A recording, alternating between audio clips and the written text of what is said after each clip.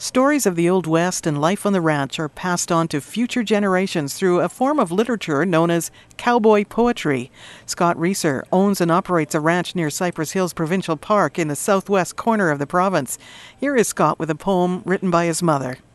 So this is a poem called The Old Home Place. It's a poem that my mother wrote about the place that she grew up, and she wrote this to express her appreciation to her parents for her childhood home, and it's called The Old Home Place. There are memories of my childhood that time will not erase, of good times and of bad times too, back on the old home place. It lies hidden in a valley in the dear old Cypress Hills. The Indians likely camped there to escape the winter's chills. The hills and the trees surround it. They break the fury of the wind. They must have camped there often, while their buffalo they skinned.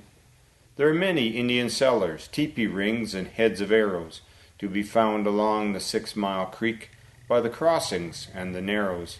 I've tramped along the creek banks, and I've waded in the summer. I've listened to the flicker call, or sat and watched the drummer. I love the old home place down there where I spent my childhood years. There one could feel so close to God and tell him all their hopes and fears.